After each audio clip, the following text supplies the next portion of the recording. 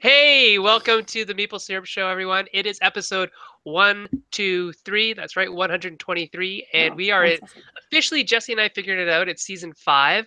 And the reason why we know that is we started season 1 when Jesse started his PhD, and now he's done his PhD, so it must be season 5. I think that's right. Anyways, even if it's not, we're going to call it season 5, and we're just going to run with it. So tonight we're going to do a little bit of a strange show because we don't have any guests yet again. We're going guestless. Um, and we're going to just talk with each other because we are going to use this time to really discuss our opinions and our ideas about what we're going to do with the show now that we've kind of made some steps towards changing the format a little bit.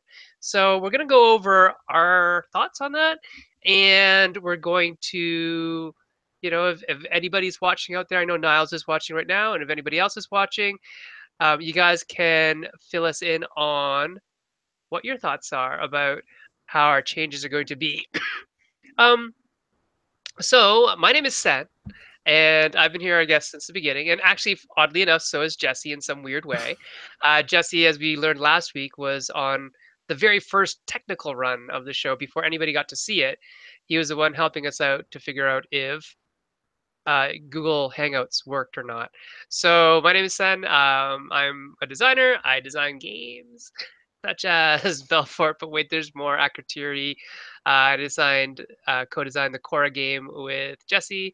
The rules went up today on Kickstarter, so Yep. that's cool. And lots of other stuff with my good friend Jay Cormier and Josh Capel. We did Rock Paper Wizards, all sorts of stuff. And together with Jesse and our other friend Scott Bean Bleat, we do a lot of game development. And one of the last ones we did, or well, actually, the last one that got published and the first one we ever did, we've done a couple more since then, is this bad boy right here.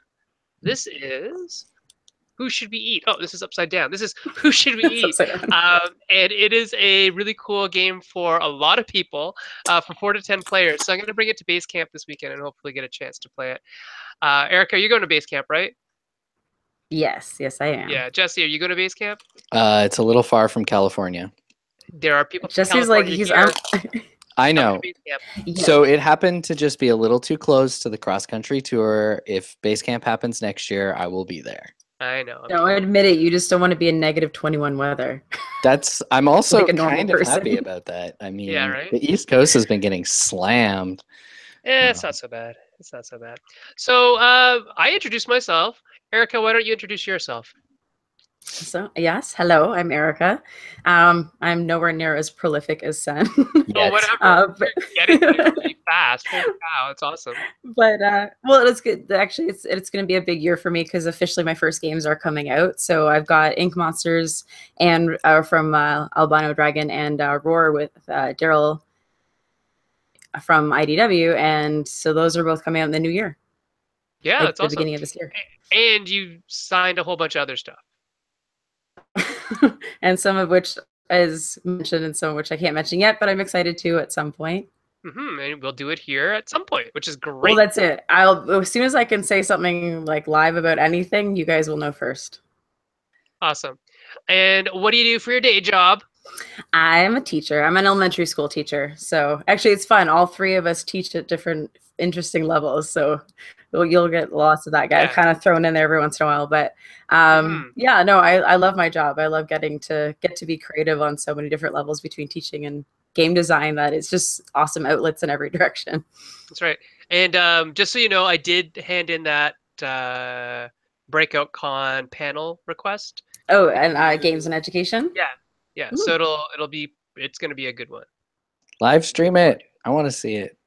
We could. I mean, because we could try. I mean, yeah. If nothing else, we'll get it recorded. So Awesome. But yeah, cool. And that brings us to Jesse. Jesse, who the heck are you? Me, I'm Jesse. So like Erica, this year will be the year in which you can finally go into a store and buy games with my name on the box.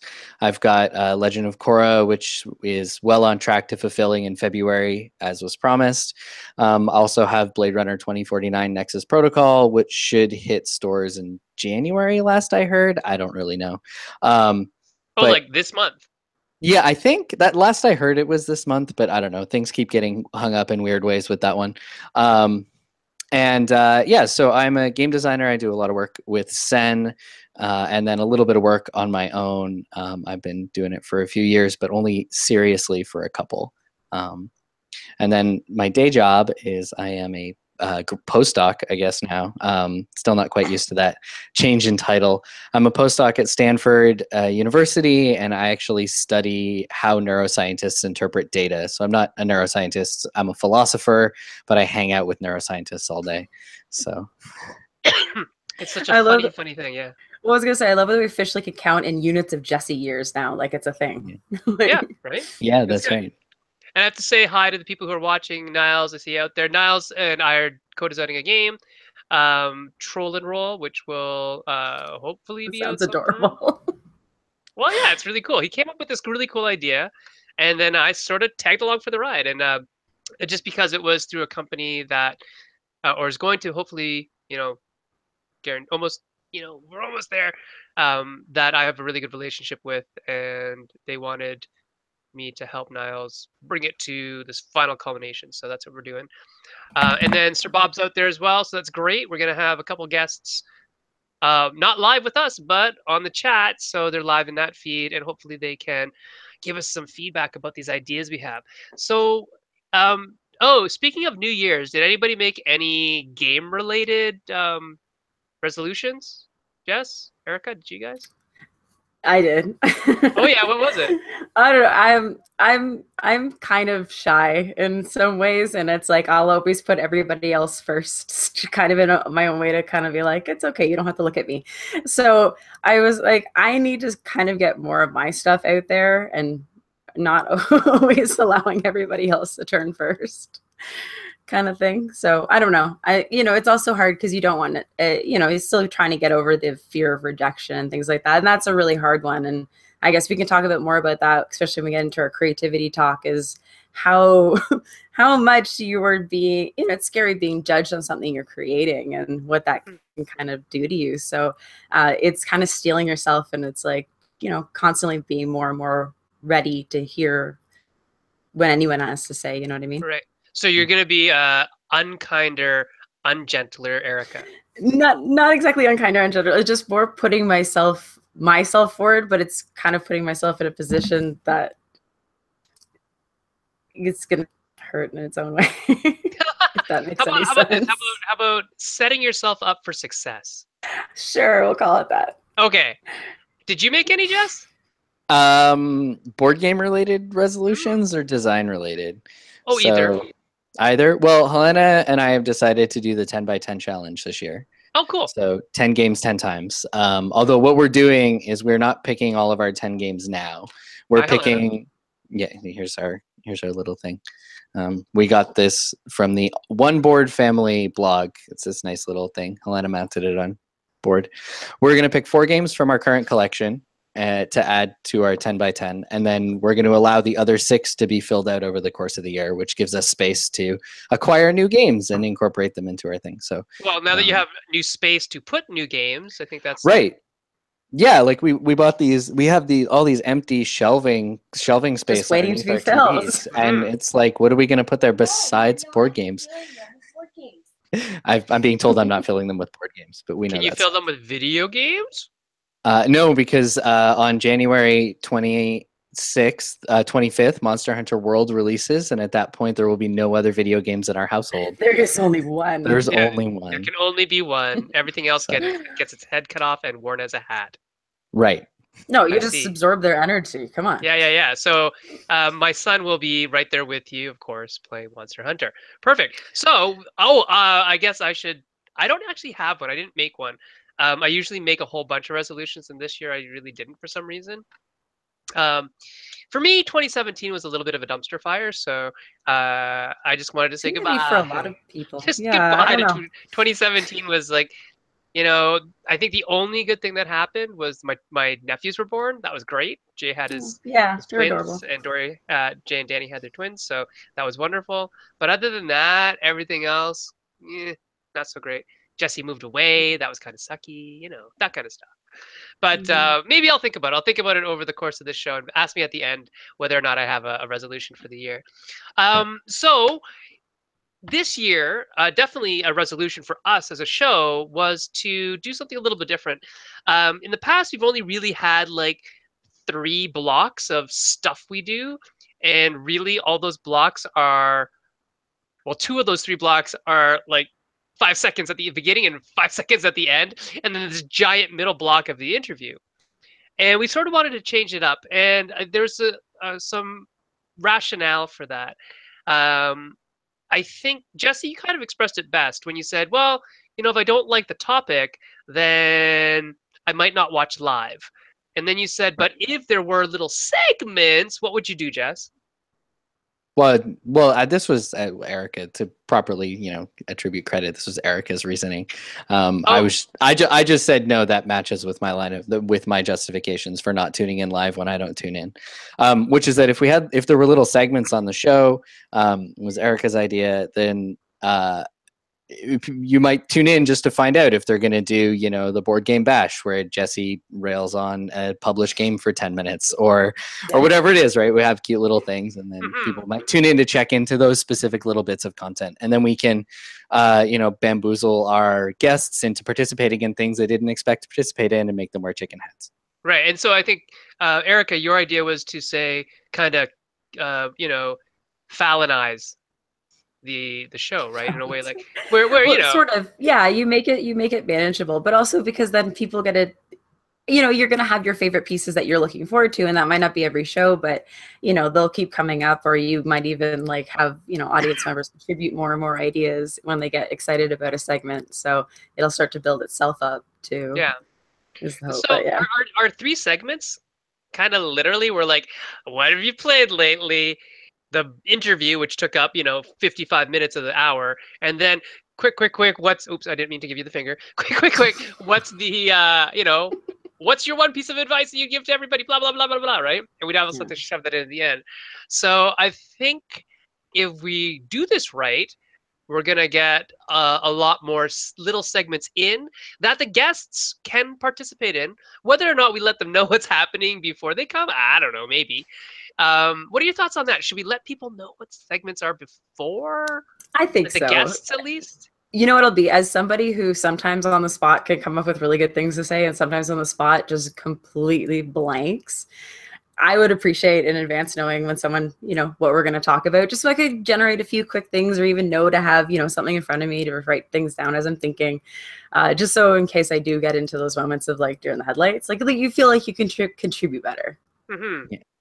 Yeah, and I think one of our very first guests, Brett Myers, one of our friends, had the same feedback, because he just said, I wish you would have told me the questions before. And Daryl and I are like, well, we don't even know what the questions are before. But even if we don't know the questions, at least if people know what segments are going to be on and we tell them what the segments are about, maybe they'll have a little more of an idea of what they're going into. Or it's like, hey, in this segment, you pick a game and you talk about it, but from this particular angle, right? Mm-hmm. So, on that note, do we want to talk about the segments? Or I see on our list here, we're also following notes. I think the goal would be to try some stuff, and then we could even either see how we feel doing them or what kind of feedback we get.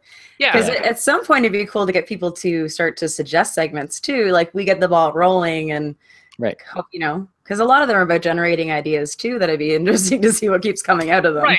And that leads us into our the next thing that we'd had on our agenda, which is creativity in general. And where does creativity come from?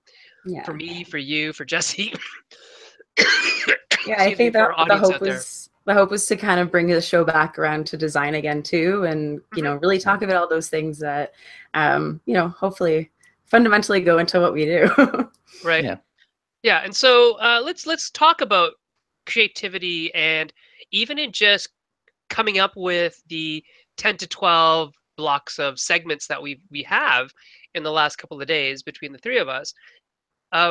Where does creativity come from? So, we've already said, we're going to make it like Jimmy Fallon does the show. Is he Tonight Show? Which show does he do? I can never remember who does what show. But anyways. Yeah, he took over one of the 2 famous ones. One of the shows. Tonight Show, whatever. He did that. Yeah. And if you go on YouTube and you look up the show, it's always broken into little segments, right? And those little segments are super popular, like celebrity lip sync or whatever game he is playing with them at the time. And so I guess that's one of our sources of inspiration is that type of idea, like breaking it up into making it more like a talk show in some ways. What other sources of creativity do we have? Jessey, Erica, what do you think? With Jessey, you gonna go? You want me to say something first? I mean, I will always talk. I usually have to check myself too. Erica, this is a time for you to do your. This is a time for you to step up. That's my thing again. Put everyone else first. Okay. Yeah, I mean, that's the thing is like to a degree, yes, ideas are inspiration, but the real secret I think is just opening yourself up to it. You can get your brain constantly spewing out and processing new kind of ideas and new thing all the time if you get into the rhythm of it. It is something you kind of have to practice at first. If you feel like, at least in my kind of the classes I've taken or different things I've done, I think one of the best things I ever did was a creative psychology course, which is really just like, where does creativity come from, right? The best thing going through that course was kind of opening my It comes from here. Yeah, exactly. But you can open your brain up to that line of thinking. Like you can get yourself constantly coming up with new ideas if you start practicing at it. And yes, it's not necessarily comfortable for everybody at first if your brain doesn't actually do that. Like it sounds strange, but I feel like people who think in pictures kind of have creative ideas that like spawn very, very quickly. But people who think in words come up with longer ideas that generate kind of stringing together. So it depends on which way of the thinking you are too, right? Because you're not going to come up with the same ideas at the same frequency as someone who doesn't think like you.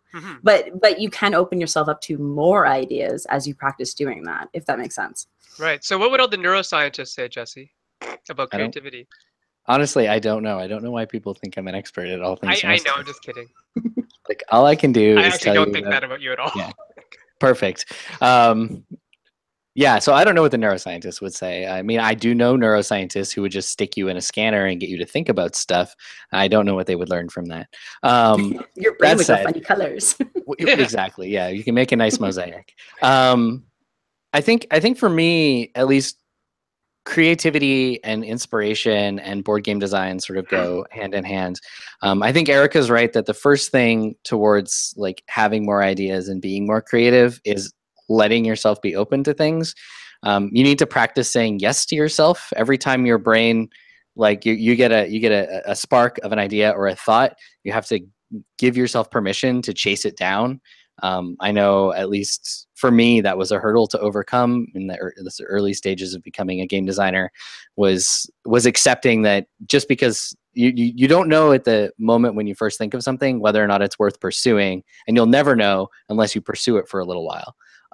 So let your ideas spiral out and work with them, chew on them.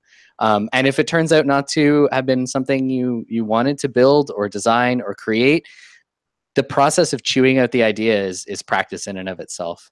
And then the other thing specifically with respect to board game design, and I mean, I'm someone who has tons of ideas. Almost none of them get beyond the first playtest, but like it used to be the case we get to every Thursday at our playtesting nights, I'd show up with at least 2 new games, at least 2 prototypes that had never existed before. And they never did again. But every week I was coming with at least 2 brand new things in addition to the stuff that was constantly being worked on. And he still managed to finish his PhD. In 5 years, took an extra year, and I think this is why. But the thing that changed things for me, that turned me into sort of a huge idea generating machine, was I was having a conversation with Eric Lang, or he was talking with somebody and I was just listening. And he'd mentioned that if you want to be a board game designer and you want to do this like professionally, not just casually, you need to be constantly designing. Everything you see in the world is an opportunity to design a game, and just try, right? And maybe, anyway. So once I heard that advice, I just started doing it. I'm just constantly trying to make games out of everything I see, and most of it's not useful. Well, hey. no, everything can be a game. That's the best way to look at the world. Right? Everything's a game. Yeah. Yeah, well, exactly. Even just was it today or yesterday, Jesse, when we were talking about that new idea we had, and we said, "Oh, that's basically like our old idea, Yeah. just with better mechanics." Yeah. Right. But things evolve and get better. Right. Exactly. So really, Jess, that was the pivotal moment, was because that was less than a year ago. Yeah. Really? That was I pivotal mean, for you. I mean, I know it's yeah, pivotal for you, but I'm thinking like that Yeah. was the moment. Yeah. Huh, interesting. For So- It's me, kind of awesome. yeah, it's great. And like what you're saying is definitely true in a lot of ways when it comes to things like co-design. So all three of us co-design heavily. Why? Because I don't know by myself if this is a good idea or not. And so I run it by Jay, I run it by Jesse, whoever I'm designing, co-designing with, I run it by Niles. If it's good, they'll probably think it's good too, and that's what sticks and that's what we work on. Um, from a psychology perspective, we all want that validation, right? We all want that reflection back to us so that the idea is good.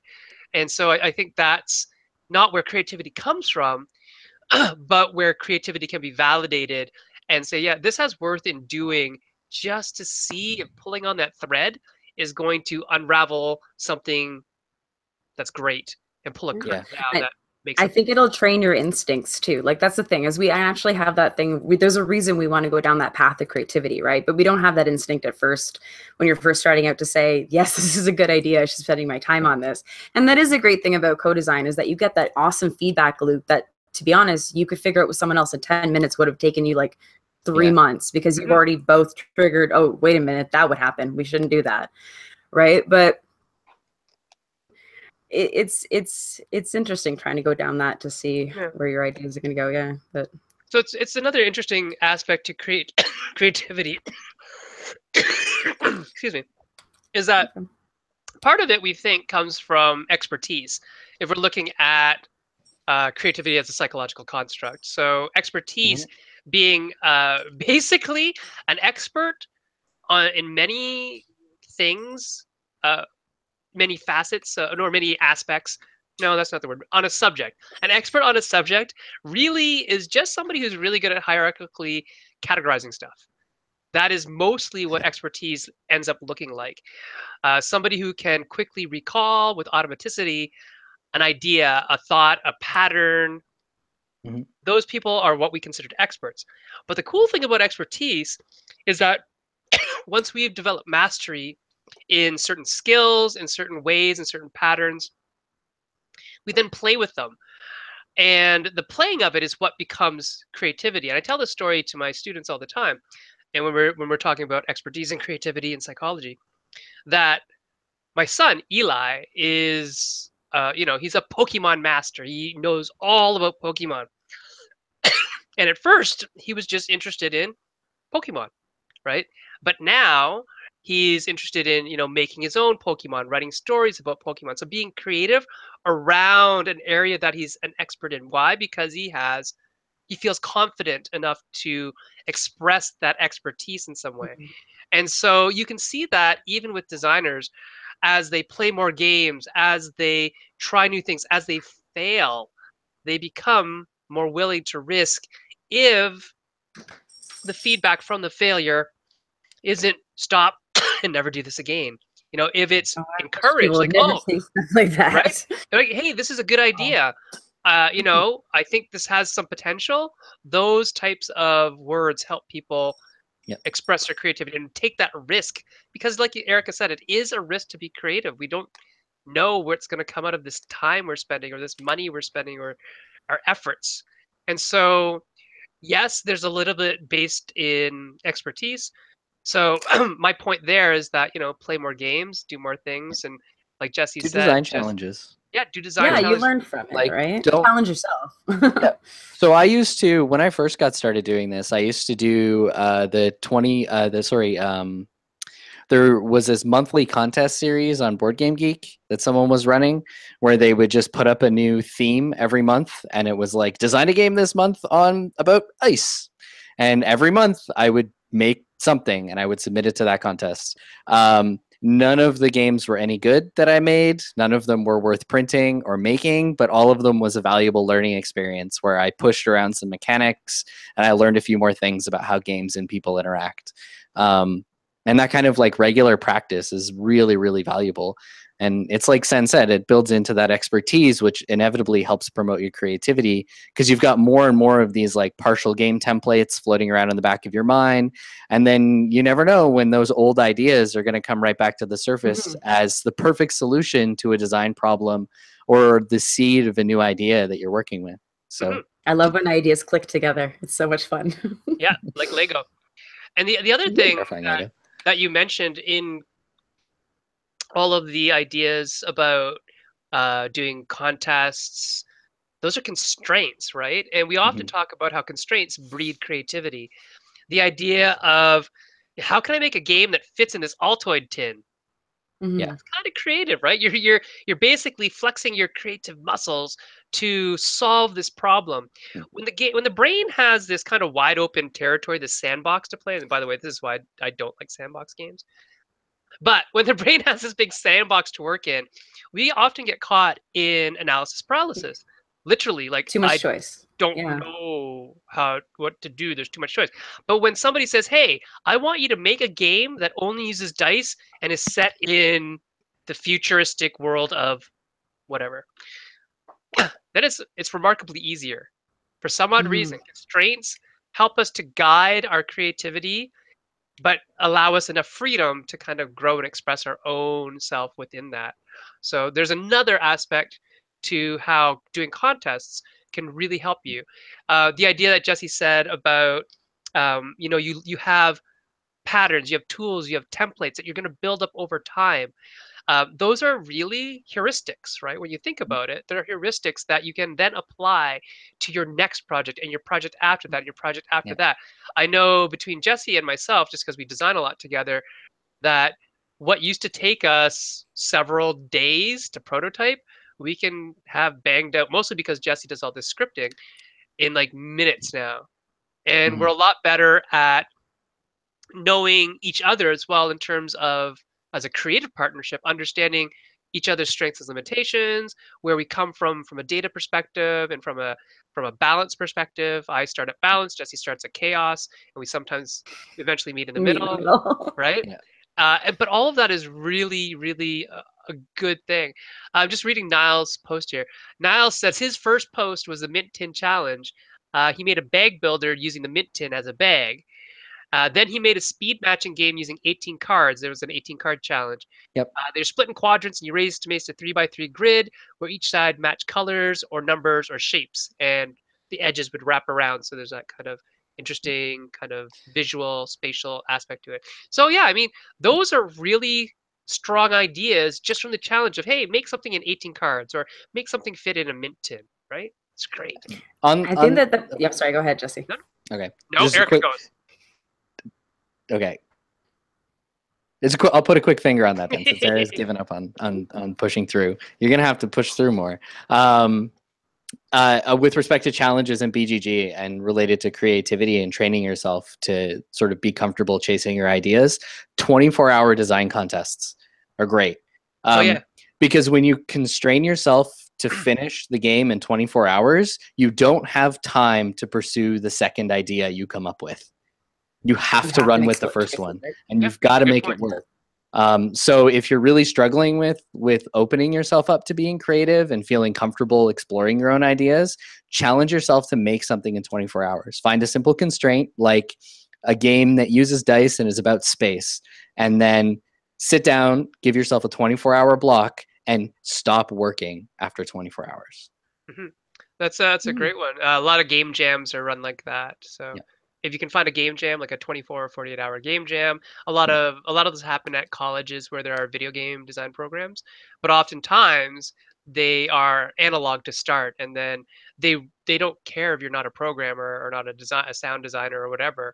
They just want a good game, and then somebody else will take that and code it for you and things like that. So get involved and creative challenges like that. I was going to say creative challenges like that are 100% will unlock more and more and more ideas that'll keep coming forth, because that's where the once you have that stimulation going, once you have that,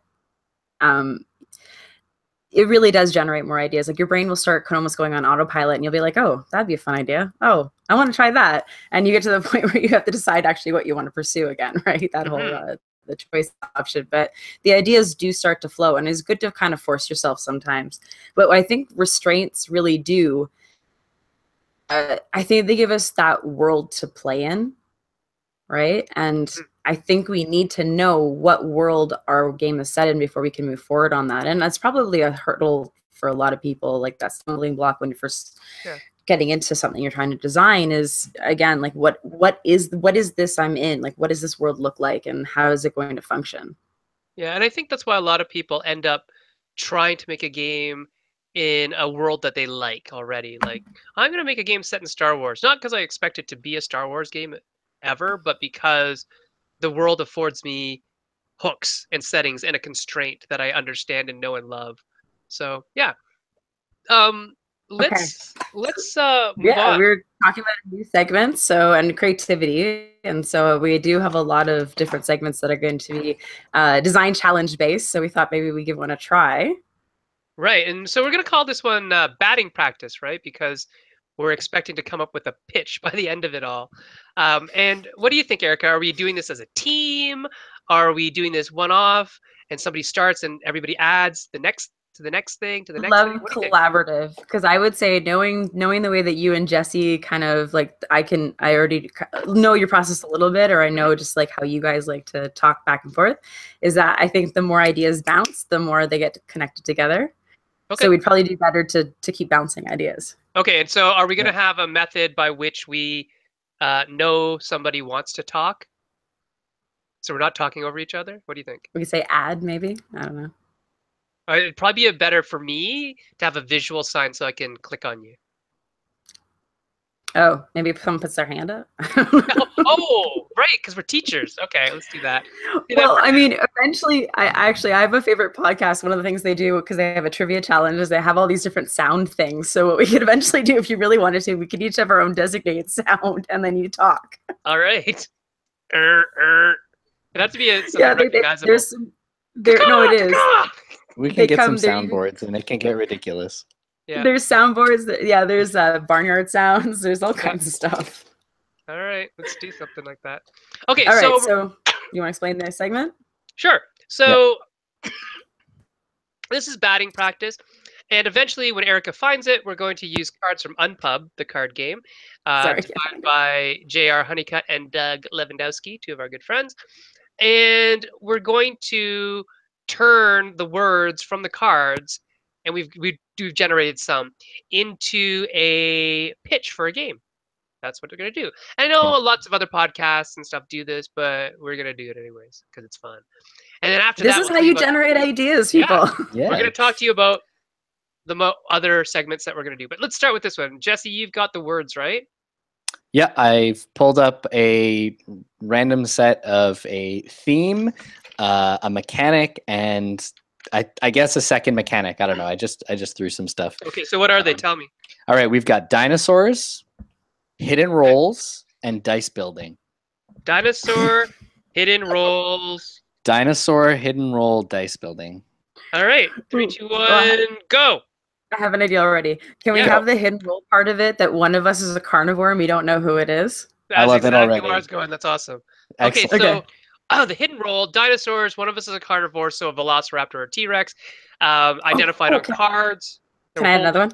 Yeah. Can we do some sort of time track where by nighttime, if you don't figure who it is, they're going to eat everybody?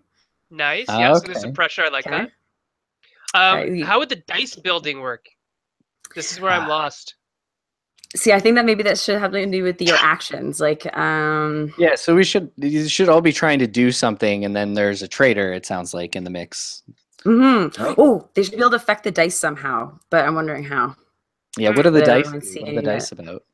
Well, we roll them, probably, or we place them in different faces. They make noises, and they do, but we're building them. We're taking them apart, and we're putting new faces on. So what do these new faces have on them? Do they have different dinosaurs? Do they have food sources? Location? the dice, maybe the dice represents a combination of our herd. We've got some dice that represent the dinosaurs in the herd, and we've got some dice that represent where we are, so like the location. And so when you're building dice, you're actually just like changing the composition of the herd or where we are. So if we were like, oh, we're going to move the herd, then that means I'm going to take 2 of the tree pieces off of the location die and replace them with water, because now we're in a water place. And so it's like a central dice pool, and we roll it every round, and it's sort of like where we are and who we are and what we've got going on. But one of us wants to eat everybody. Okay. How do we eat people? How are we eating people? And what's the motivation to eat people? I mean, other than the fact that I'm hungry. It should be like, I think there should be something slightly more than, the carnivore wins if you don't discover them by midnight sort of thing. But the one hard problem with that secret identity sort of thing is that you don't want to have any moments where you're like, okay, everybody look away or something like that. You know what I mean? Yeah, that's right. So I guess the question is, how do they affect the dice without anyone knowing? Because as much as I'm not a fan of the theme, what at least I like that Secret Hitler does is that it gives those cards where you have that option of playing that bluff. Right. So nobody ever knows, because you're passing it more than once. It's really hard to know what was being passed. Like, you know what I mean? Right. It allows for that manipulation basically openly. Right. So the question is, how do you manipulate dice openly? Well, if it's co-op with a trader, right? Legitimately, that's kind of what this is a co-op with a trader.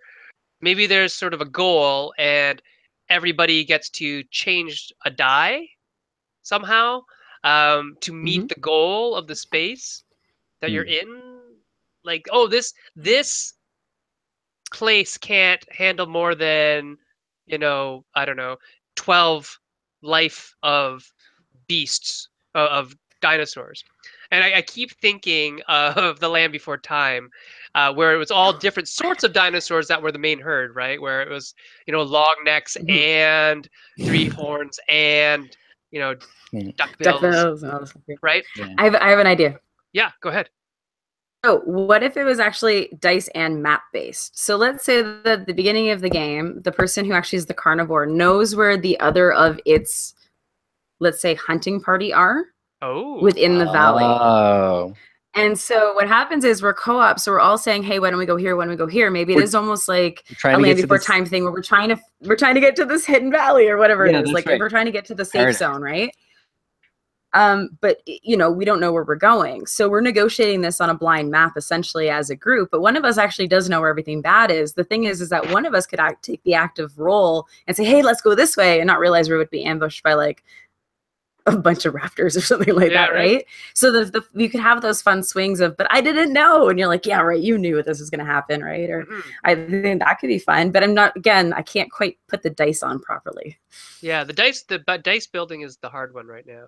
But I'm liking the rest of it. Yeah. Okay, let's think. I would hate to rip off Dice Forge, but part of me is like, when you keep saying dice building, I'm literally thinking Dice Forge right now because of building the dice. Yeah. I was like, I don't know if somehow that would be an interesting way of like manipulating the dice as applying new pieces.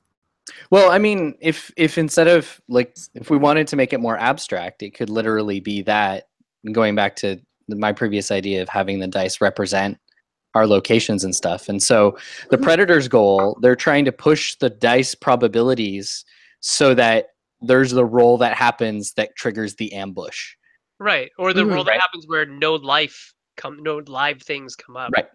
Right, exactly. Whereas the other players are trying to push the dice.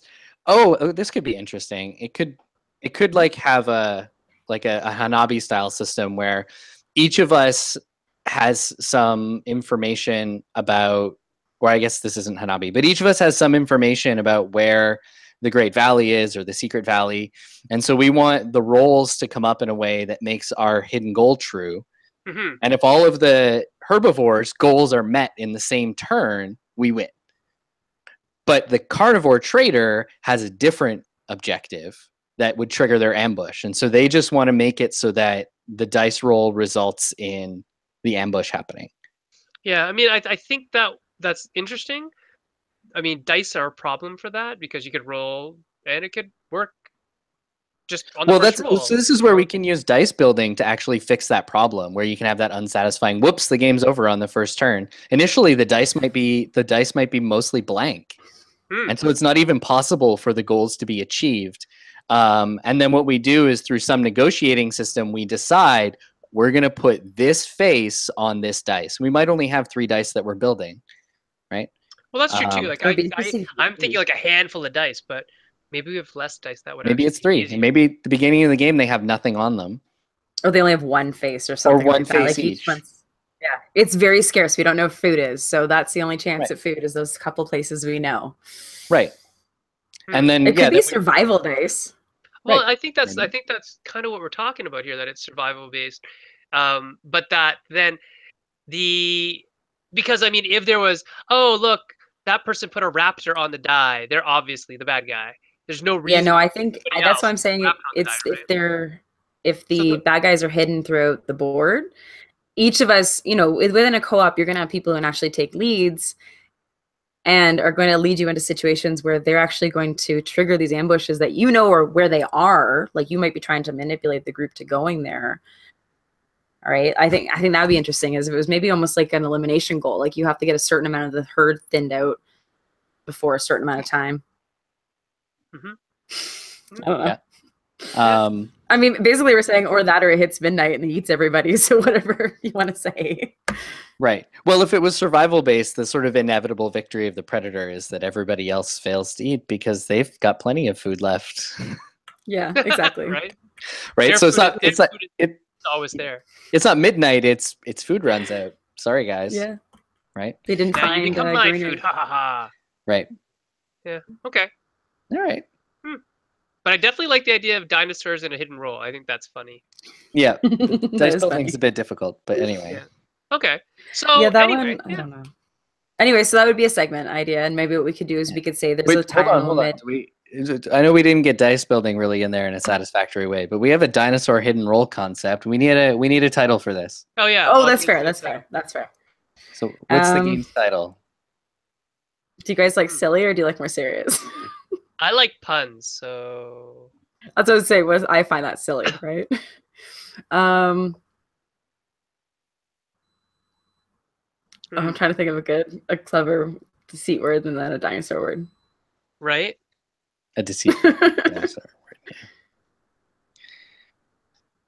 word. Oh my god, super cheesy. It's just Decetosaurus. Decetosaurus. That's terrible. All right. Just keep it going. That's the first terrible idea. That's keep going. Okay. So we got Decetosaurus. What? Dino lies. Dino lies. All right. Dino lies. Dino lies. I don't know.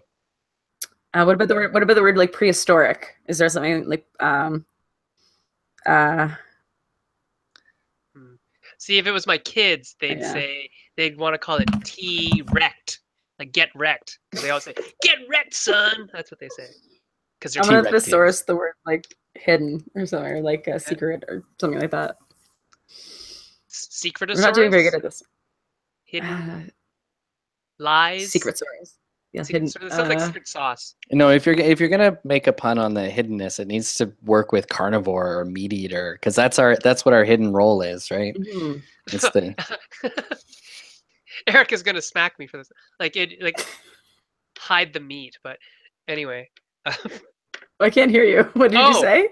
I said hide the meat.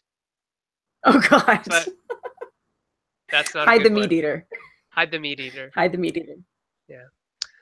Okay, let's move on. On that note, we're going to move on. And obviously, we're not really practicing at this yet. But we're going to move the segments along a lot quicker than this. Yes. It's just an idea. Yeah, I think what we'll do is about. We'll set time limits, maybe like that 10 to 15 minute mark. Or I think 10 minutes seems to be good for like a creative bout. And then we wrap up whatever we came up with by the end of that. Right. And so somebody's probably going to have to moderate the segment and the rest of us can participate. And I think that's cool. Yeah. First lesson. Is it possible to put a counter of some kind? On like, here? Is it possible to show a counter? No, you know what? And this is another thing that I think we should talk about. Why not now? We don't have a huge live audience at the moment, but that's one of the questions we actually wanted to ask you guys. And maybe I'll put a poll up is, would you prefer a show that wasn't live? Is having a live show worth the effort to get everybody together at the exact same time? I mean, we're gonna have to get people together at the same time anyway, but always the same time. Excuse me, on the It's more same night. flexible.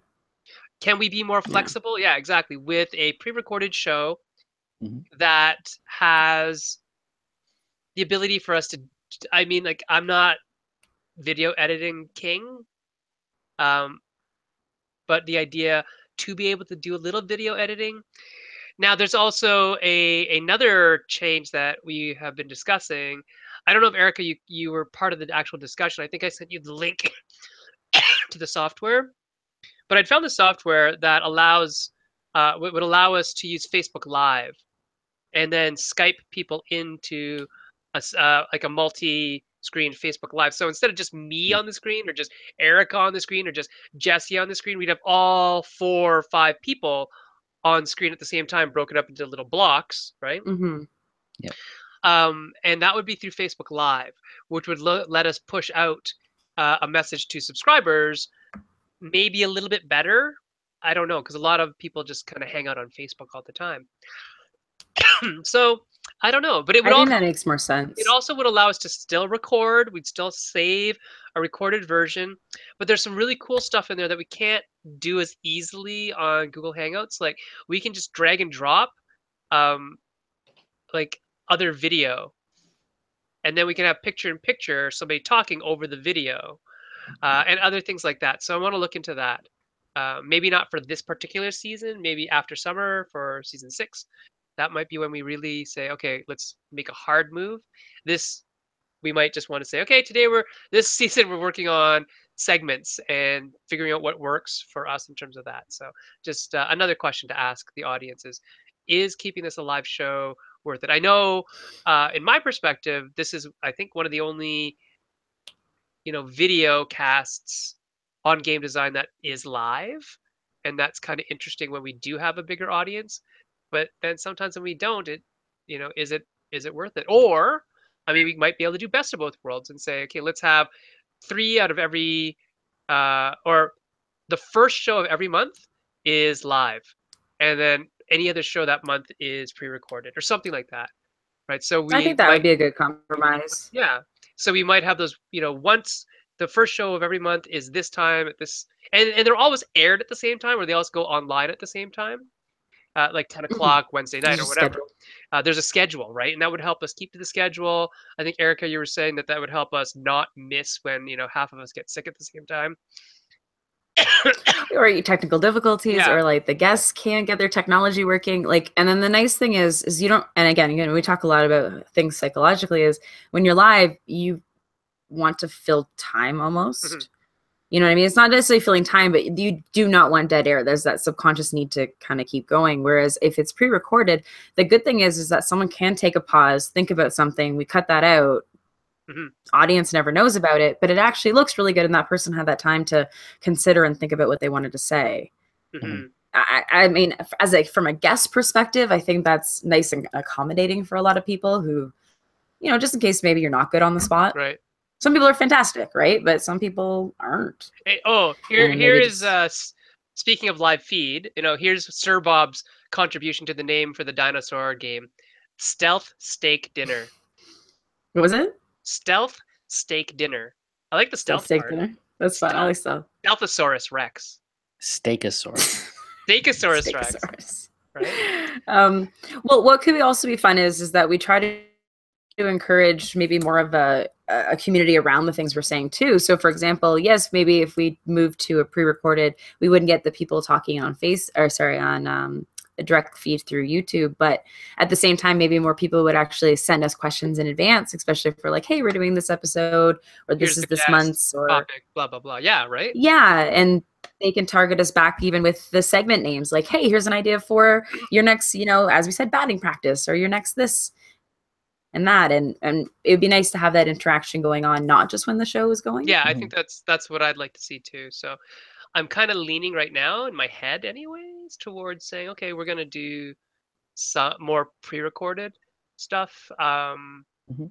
But I am like, part of me is, the killing the darling thing about this live thing that is fun too, right? So We can still do some live. Like, there's nothing yeah. wrong with that. But then the nice thing is when we go places, we know that it doesn't have to be live on location. We can actually get a whole bunch of videos put together or snippets put together and do that mashup, right? Yeah, because I think, Jessey, weren't you saying that some of your favorite episodes ever were our non-live ones? I don't know. I mean, my Like, favorite episode ever was live, but I mean, I thought that it was unique, interesting content, at least, that you guys didn't do last year. But a couple years ago, when you were doing the conference tours, right, convention that's what tours, I mean. Yeah, that yeah, stuff. and you had those little interviews with other designers. I mean, those are really nice to listen to and Yeah. watch. And that was extra content. That Mhm. didn't replace Yeah, the weekly stuff. That was just no, added on top. no, But we could do that as our weekly stuff as well. I mean, we could have those pre-recorded Yeah. segments. And that's the We are nice thing about talking. that. Yeah. We are talking about doing more stuff at cons, right? I think last year there again, wasn't a lot, but I mean, that's the best thing. We're all going to be places where some pretty awesome people, so let's make them say some stuff, right? Right. right. And that's especially, I think, a goal of ours as well is to take it to the streets a little bit, but maybe not necessarily be live, because that does bring in a whole host of technical issues. Yeah. It's a little easier for podcasters versus video casting like we do. So with podcasting, you can, edit it down later, and you don't have to have a video feed. So, maybe we'll do a live recording as opposed to a Yeah. fully live stream. I don't Yep. know. We're also thinking about other technology. So that one from Ecom that I was talking about, maybe Twitch will look into a Mhm. bunch of different things. So, anyways, Yep. there's some changes. Um, so back to creativity. How did that exercise make you feel?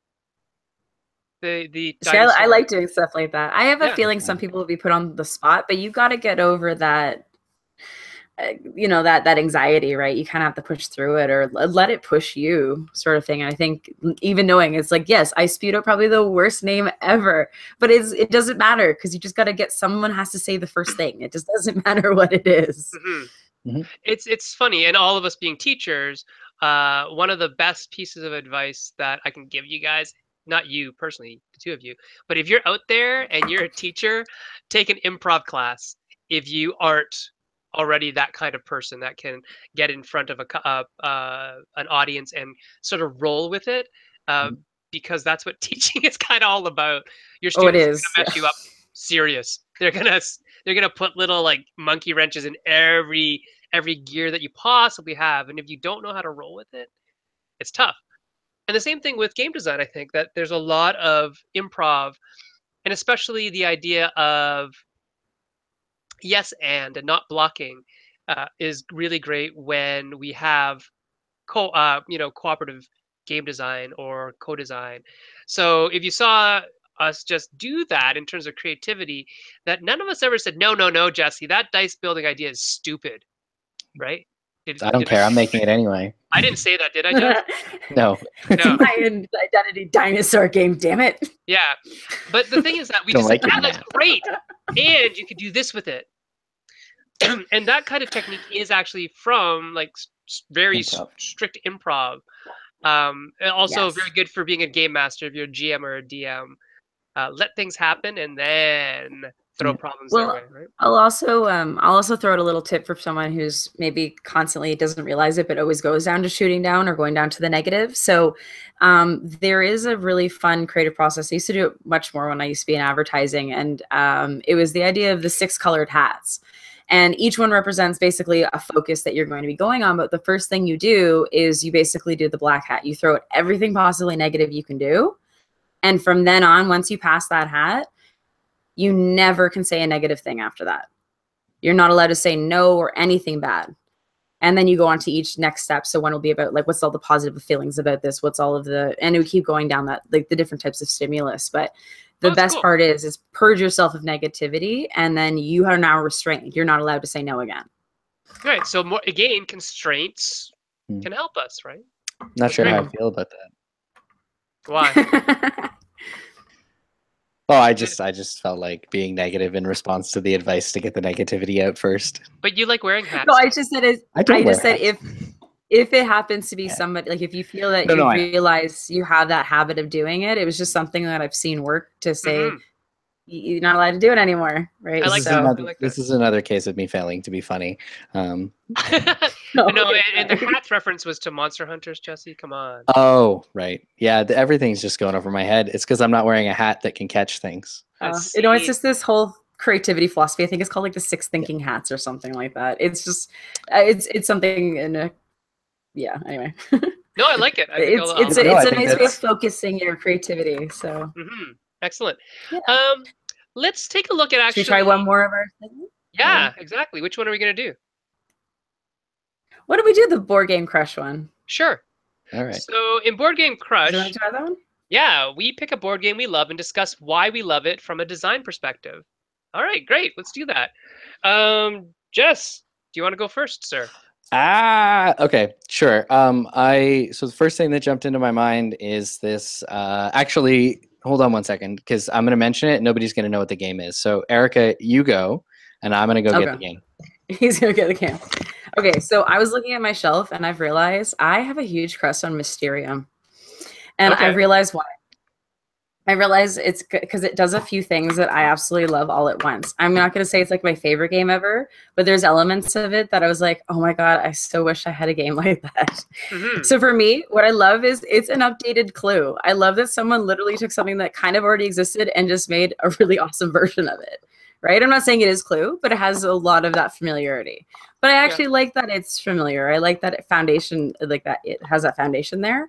But then what I love is that it takes that idea of like just the beauty of the cards, and like that's how you discover through communication. Like I just love that communication picture idea, and trying to translate what someone's trying to tell you through this. And I'm like, oh, I love that idea. And so and have you told Mysterium lately that you love it? I kiss it every day, you know. No, I realize I really, really enjoy a lot of what goes on in that game from a design perspective. As I said, it's not even necessarily my favorite thing to play, but I'm like, as from a design point of view, I'm like, I think this is gorgeous. Yeah. Have you ever played it the way that you've never played it with me? Yeah, the right way. It might not be the right way, but it's the way that we play it. It's not the right way. Where the ghosts, where you can't show the card to anybody else that you got. You have to describe it as if you were really getting a dream. I can't show you my dream, Erica, but I can describe it to you. That in my dream there were balloons and a bicycle and a blue sea. And what do you think that means, Erica? You ever played it that way? No, I mean, I like that. I think one of the things I did make sure that I do when I play is a lot of people are terrible in the ghost role of not giving things away. So I think I actually got this one from Peter, where it was knocking as the ghost for like almost like 1 for yes, 2 for no sort of thing. So there's no communication. Peter Hayward? Yeah. Okay. Yeah. And I like that was a good way of kind of stopping people, almost like those people who are terrible at playing games where you're like, no, you're not supposed to be talking right now, or you're not supposed to be saying anything. Like they suck at charades, and then they're the ghost, you know? So I like things that do that. Yeah. But anyway, yes, I think it's beautiful. That's fine. Jesse, do you need some more time? Nope, I got it. Okay, great. Cool. So the game that jumped to my head is actually Seven Swords. Oh, really? That's cool. Yeah, which is a 2-player game that basically just follows the sort of classic tale of Seven Samurai, in which you've got 7 powerful dudes that are defending a village from bandits attacking.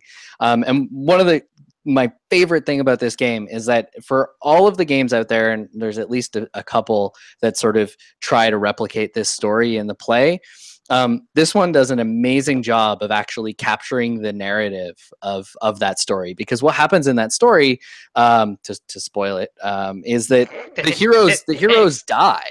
They all die over the course of the defense, and they all have these sort of heroic stands, and then they die and they're overrun and that position is lost, and it has this like really sort of satisfying arc that involves loss at the same time as you're making progress.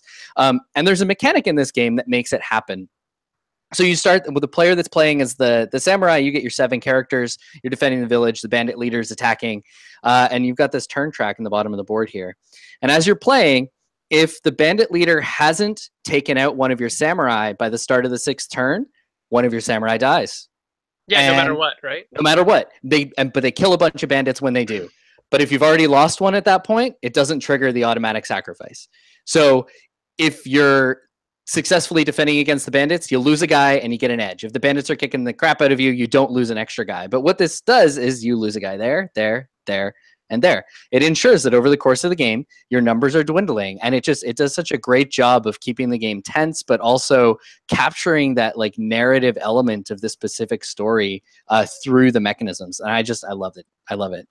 So almost sounds like it could be a 300 overlay at some point in the same sort of idea. Mm-hmm. Yeah. Right. I mean, that's basically like Seven Samurai, the story, right? Yeah. Was it exactly? Kurosawa. Yeah, exactly. It's a little Kurosawa. Well, that's exactly it. Right. And that's great. I think narrative arc stuff is wonderful, and it's deserving of a crush when a game can tell a story and still be mechanically satisfying and constrain you, right? Or, and force you or down a tells certain the path. story through the mechanics, right? Yes. It doesn't hand you this, like this game doesn't hand you Kurosawa's story on as text. You play the game and you experience that story, and it hits the narrative beats because they're encoded in the mechanics in a satisfying way. Yeah, that's a beautiful way of putting it. I like that a lot. Robin Laws would be happy with you. That's great. All right, Sen, what's yours, son? Mine. And as you were saying it, Jessey, all those times when your samurai die is just like when you push over the Jenga tower, right? And I was going to talk about Dread, just because I've been playing it a lot lately. Dread, for those of you who don't know, is an indie RPG in which you have a Jenga tower, and the Jenga tower replaces all the dice rolls. And basically, the game master will determine for the players how many pulls they must make if they decide to do an action based on your character's proclivities and skills and the situation and the enemy and all that kind of stuff. They may demand that you make pulls. They may say, if you want to do that, you can make this pull, but you don't have to make that pull. And so there's a lot of tension just in the pulling. But that is not actually what I wanted to talk about. What I want to talk about, this is a slap bracelet, by the way. What I wanted to talk about is actually the character generation. The character generation in Dread. I think it was the very first time I've ever seen question-based character generation. And I fell in love. Like, I literally fell in love with this and thought, this is amazing. This is like the best thing ever. Why? Because as a teacher, I'm very, very, very fond of inquiry-based learning. And for those of you who don't know what inquiry-based learning is, a lot of it is basically just you can boil it down to this. If you ask a question before you start studying or learning something, your brain will magically want to find out the answer for it. Right? So that's inquiry-based learning in a very fine nutshell. There's a lot more to it, obviously. It's a whole school of thought. However, if you boil it down, that's kind of what it works at. And the thing about Dread, with the questions that you're asked, so a good Dread question would say something like, which character in your party do you not like? And what did they do to you in the past that makes you dislike them this much? Right? That's a really interesting Dread question. And you don't know who's playing who, but you might know their archetypes. So you might say there's a medic, there's a soldier, there's a pilot, there's the science officer. Let's say we're playing on a spaceship. And you might say in your answer something like, I dislike the science officer because they were put up for promotion in my place, even though I'm a much better officer than they are. Right. And then throughout the game, for some reason, your brain starts thinking, how do I get this into the story? This is a really interesting part of my character. How do I make this part of the story? And while the aliens are attacking, if that guy fails, I can then rub it in his face. This is just like in the exam when I aced that exam, but you were given the promotion. You should never been given the promotion, right? So it builds those relationships between the characters in a really interesting way that just kind of pop out of nowhere. Those are really good triggers, cool. yeah. Yeah, and I mean, Eric and I are role playing right now in something that's been going on forever. Why? Because we've never can get together. Maybe we can do it soon, though. I know Jonathan is thinking about it more. Is Jonathan Lavalley's game Oh, called "We Used to Be We Friends," used to be friends. Yeah. which is based kind of loosely around one of my favorite shows ever, Veronica Mars, and that idea of teen sleuths. And together with another player, Erica and I made this wicked city. It's really cool, right? Like Greenleaf I like it. is a really neat It's place, it's very tropey, but it's perfect for that fact. right? And that's the reason why I think it's cool is because the it's tropes, tropey, but it's yours. right? Yeah. Well, it's expected. It's awesome for drama. Yeah. And the idea though is that because we created it together, we co-created that world, we asked questions of each other, like who is this and why are they doing this thing and what is the biggest problem in this area? We now know that there's a teacher that's running a drug trade within the high school and all these cool things that even without playing we haven't actually played the game yet. We've just made the city, but I still remember all that stuff because we asked questions. And so Dread Hmm. was the first game that ever did that for me, and has stuck with me forever in that regard, that asking questions is an amazing way of generating interest in the game and story in your game. That's it. That's my Awesome. crush. Hmm. Oh, before we do that, I want to read the crushes of some of our audience. So Sir Bob is saying Seven Wonders is his crush because he I likes would the throw that simple out there too. drafting. Yeah, yeah, the simple drafting, I the think it's speed, beautifully simple. and the small barrier to entry. And that's true. Like it's really an elegant game, right? Yep. And then Niles is saying he loves Concordia. Have you guys played Concordia? I have Uh, not. I have not. What? It's a really good game. You can try it. So Concordia, he loves it because the game is just so quick to play and teach. But every time he finishes the game, it's so satisfying. He says that he's kind of tired of the current design trend to add more unique cards and actions and gaining strategies and gameplay from that. That more minimal designs where you get a lot of great gameplay under a small rule set seems to be satisfying him more right now. Just a tiny recommendation given that game that I had the opportunity to play the other day, mostly because I've had the opportunity to hang out with Eduardo Baraf, who does Pencil First Games and League of Game Makers. Anyway, he gave us a copy of Herbaceous, which was a game they published last year, I think it was. The game is That's art. yeah, with Beth's art. It's a gorgeous looking game about potting herbs. And the rules of the game fit on less than a single side of a card, and it is really interesting. So if Niles is into games that are very minimalistic but surprisingly deep, I think that one is another one is a good example of something that will surprise you. Hmm. I really do enjoy that. And it's funny, I play a lot of games, obviously, but I play a lot of old games because I have this whole shelf of games I haven't played in a long time. And every now and then we pick one of those, and they're like really old Reiner Knizia games and whatever, Kramer games, like really like the first wave of German games to come over, or not even come over. I imported them. But the point is that today, those wouldn't be games. Those would just be single mechanics within a game. But Mhm. when you play Hmm. them, it's actually refreshing to not have It, a 12-page rule book to still play a game yeah. and enjoy it. And so I think that's the one of the good things that we're parallel. doing. Hmm. I was gonna say a good parallel to that's probably video games, right? Like you look at like just how much more is expected, but then there's a reason people still love the classics. Right, like my wife won't play any game where you're required to push more than one or two buttons, Mm. Mm. just because she Hey, doesn't. We D-pads are fun.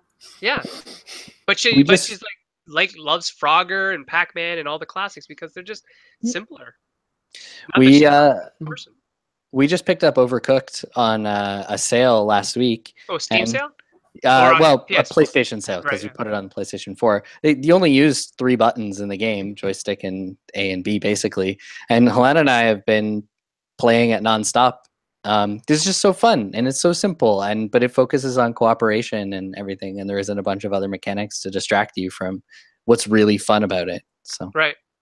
And there's I something think about minimalism. yeah, yeah. And I think what you just said there, Jesse, is really true about when we say find the fun, if you then go and cover it all up, really, are you doing yourself a favor as a game designer? Yeah, it's just you're putting work into a game. Yeah. Yeah, it's the reason, like, you don't want to feel like you're just grinding things out. Right. And that's one of the things I actually really like about Cora, just to bring it back to something we've designed, Jessey and I designed that that is elemental. Ha ha ha, pun intended. Ha ha ha. At like it is really quite stripped down. Um but the depth of play, I feel, and I hope everybody else feels when they play it, is pretty cool with the minimal amounts of stuff going on. Now, that doesn't mean there's not a lot of rules. There are a lot of rules. Don't get me wrong, but it's not this sort of thing where there's a mechanic for everything, because it's really not. It's really the same set of mechanics that just apply differently based on which vendor you're using, which cards they have. And I think that to me is kind of a throwback to some of the more elegant games of yore. Even Azul, right? Have you guys played Azul yet? I haven't had gotten the a chance. Yeah, even games like that, like they're people are liking it. I think because it is simpler. It's not Yeah, like well, I think that's why people went crazy for Patchwork too, right? Is that, it's a couple of straightforward mechanics put together. Anybody can play, but it's as deep as you want to make it. yeah. I think Patchwork is a brilliant design. If you have two people and you haven't played Patchwork, go get it. It's a wonderful game. And so that really is what Board Game Crush is all about. I think is talking about games we love, but from the design perspective, not from the playing perspective. I think Erica did a really good job of picking one that she likes to play, but it's really the design of it that something about that really made you feel that's Yeah, a I want to really come good up with design. that. Yeah, right. Well, that's the thing, right? So some games I Right. love playing, but it's like, yeah, I don't care to ever design that. And then some of them are like, It wouldn't how be come I me. didn't think Yeah. of that, right? Yeah, it would be really cool to design that game. Mhm. David Toy is online. How are Hey. you doing, David? That's Hi, awesome. David.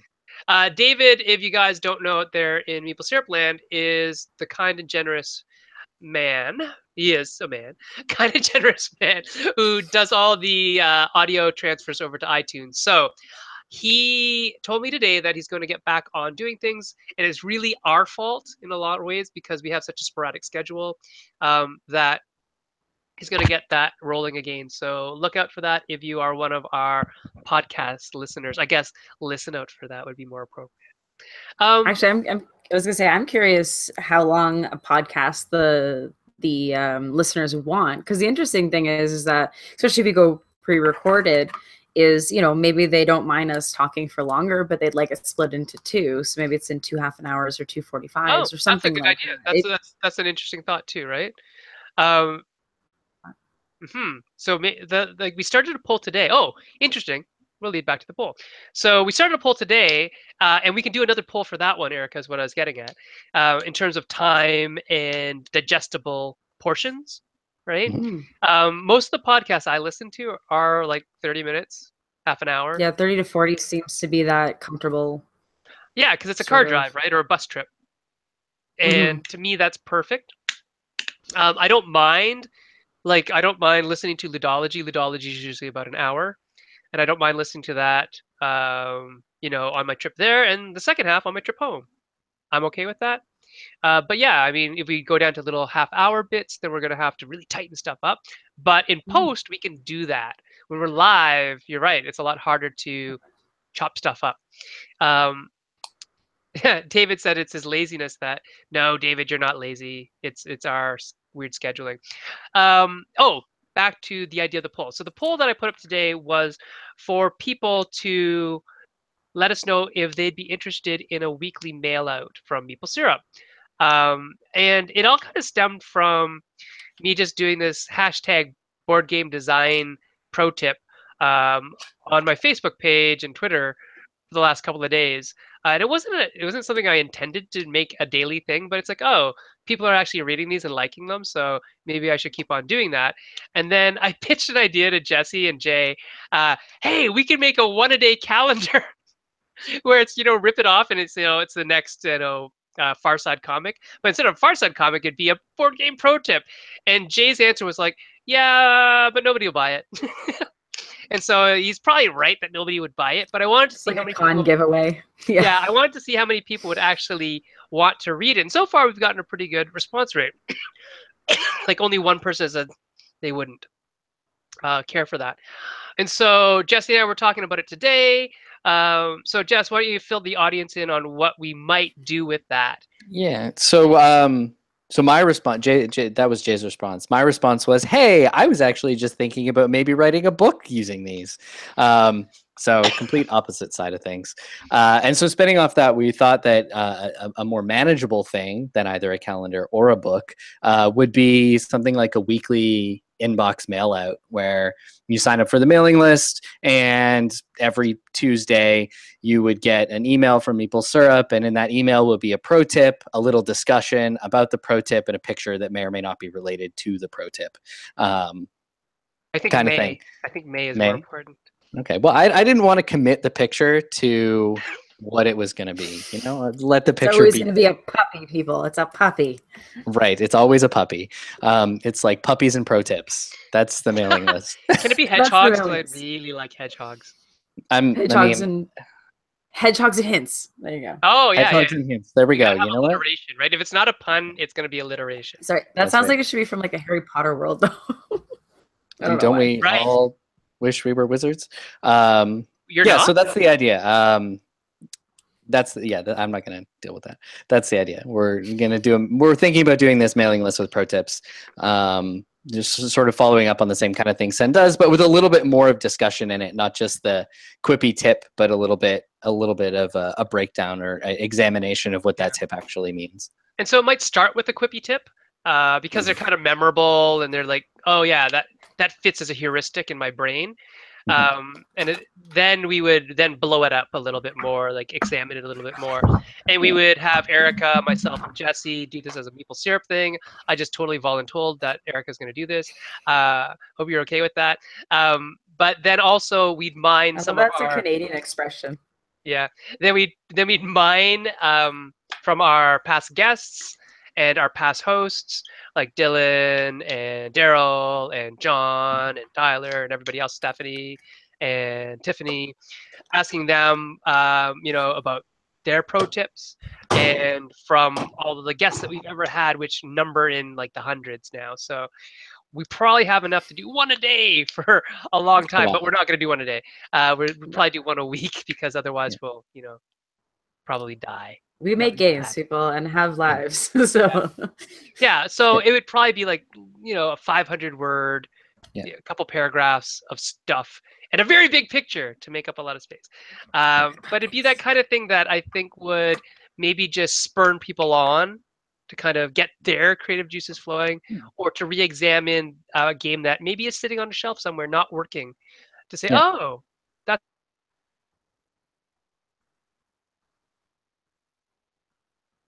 Oh no, is he frozen? Pardon me? Oh, he's back. He's back. Oh, he's back. Who? Cool. Me? Was I frozen? Yeah, you froze. I think so. I held my breath while you were frozen, though, so I might have been effectively frozen. I heard you. Hold your breath. So, before we go, I just kind of wanted to... Oh, we're like way past time. Look at that. Way past time. Yeah. Way past time. Well, we've got a little time to discuss stuff. So, before we go to the tradition, I wanted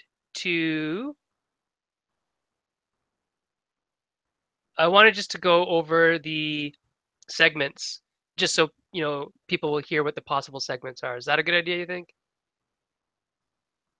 No. Do we want to just surprise them? Yeah, I think we could give them tryouts. Okay, we'll just surprise them, and we'll give them names, and we'll make sure, and then we'll, like, at the end of the month or something, we'll have like a vote or something. Which segment was your favorite? Yeah, which segment was your favorite? Which was your least favorite? And we'll eliminate the least favorites and keep the favorites. There you go. Or something like that, or filter them in at a higher rate. We'll promise to do segment tryouts over the remainder of the month. Yeah. All right. I see that in our show notes, Jessey has just written something. So we're moving on to that. It's our tradition to wrap up the show with everybody giving a piece of advice to designers for the new year. And Jessey has another thing written there. Jessey, what is that about? That's my piece of advice. All right. I am more articulate when I have the chance to write down what I'm about to say before I say it, and so I Okay. got ahead of the game. So Yes, that is proactive. All right, mhm. Jessey, then therefore you're going first, buddy. Perfect. That's fine. So, in lieu of a piece of advice, I'm going to give a challenge slash strategy. Given that I've been So thinking that's a strategy a or strallenge. I've or got a strallenge for all of you a designers out there. challengey, a A Challenge. challengey, challengey. a I have a challengey. challengey. Yeah. Challenge. So there's been a growing trend of creating so-called story games or narrative games. This idea that we're making games where the big thing that they're bringing to the table is some kind of story or narrative experience. And so, if you're working on something that you describe as a story game or a narrative game, or you think the game that you're working on has a really strong narrative and that's part of its hook, here's my challenge. For your next 3 playtests, I want you to remove all flavor text from all of your components. And I don't want you to tell players about the flavor text or the world or the characters. Just have the game. In doing so, you'll be able to figure out how much of your story or narrative is based on you telling the players what the story is, and how much of it is a product of the experience of actually playing your game. That's a So, really cool one. I like that. That's very Dark Souls That's a of good you, my friend. challenge. yeah, Very no Dark Souls. flavor text. Your Yeah. narrative No game flavor. should tell a story without flavor text. Yes. The game should tell the story. Good. Yes. Erica, Mm-hmm. what's your advice? I had 2 roll through my brain, so I'm not sure which one the better one is right now. Why not I let one both? lead into the Oh, why not both? So the first one I thought of is just make it. Like we keep talking about creativity this episode, but the main thing is just pick an idea and see what it becomes. Even if you put the bits out in front of you, when you start actually touching them, you're like, this is the game that falls out. I think too many people keep things in their head and keep it rattling around, and you can make so much more progress when it's physically in front of you. So I would say that's a big one is, anyone who's maybe stuck at that stage, just make it. You can throw it away later, but at least you got it out of you, right? So I think the other big one is don't just make one game at a time. I think the more and more I keep watching people as I go to like different conventions and things like that, is designers who are committed to one design. Unfortunately, I think they put so much of themselves in that one design that they're not necessarily as open, I've noticed, to feedback.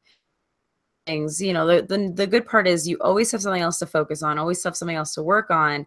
And maybe if you hit a roadblock with one, you've got something else to keep going with. So you never kind of stagnate, which is great for creativity. But the nice thing is too, it's good for kind of the ego too, is that, you've got other things on the go other than just one thing. If it's not working out, or, that it's like, okay, well, this will work for that. That will work for this, that kind of thing. Mm-hmm. Okay, so my piece of advice is kind of stemming off of all of these, is you are a designer. Don't tell yourself you're not. Don't let anybody else tell you're not a designer.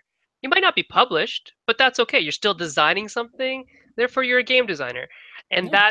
that's something you have to believe in and of yourself, to have the confidence to go to a convention, to have the confidence to go to a publisher speed dating event. You're good enough right now.